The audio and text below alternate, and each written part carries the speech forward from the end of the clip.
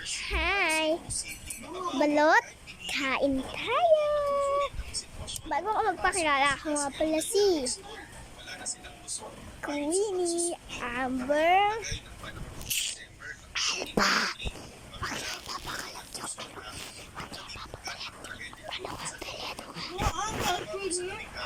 Isa! Wait, ako nga pala ako ng asin!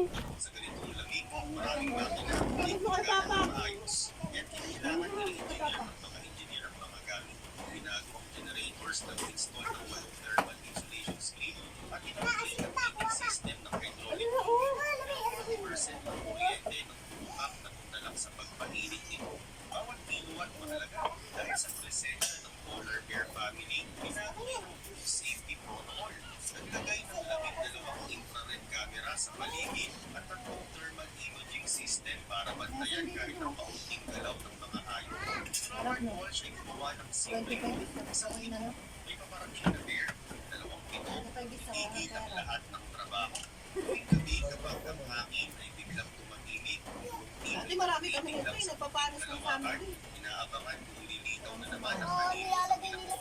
Sa huling linggo ng ekspedisyon, lalo pang naging kakaiba ang kilos ng Hindi kuha ka ng ano. malapit na pinakasama Yung ano, Hindi kuha mo kasi. bugok to na yung itlog dati. Dami-dami namin ganito dati. Tumbo siya. Dito. Dapat sa taas nyo binubutas.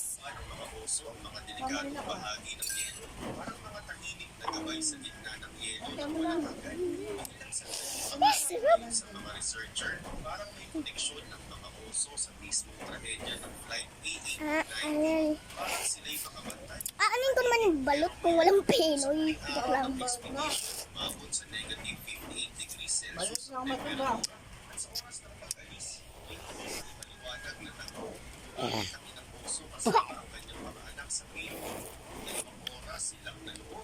Nag-ibig, maingat, pero ni katiting na agresyon pala. Pagsabit ng Ang sarap ng sabaw ng balot. ibad ng mga delikado, Balot, balot. kanyang ibis ang sinanawang tumambay. Sa gilid ng kumbay, nakatayo ang tatlong puting kanino. Parang mga nilalang ng niebe, nakatingin lang, tahimik na nagpapaalam. Hindi mo makilit kay Don Orlando ng pakiramdam. Ilan Hindi sila ba ano basta sabi ako doon? researchers.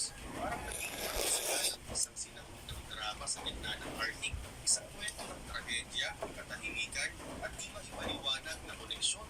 Ang investigasyon sa Flight AAR-19 ay nagbigay ng malalim na ambag sa kaalaman tungkol sa paghanip ng Okay na. sa malalayong bahagi ng mundo. Dahil dito Bye-bye.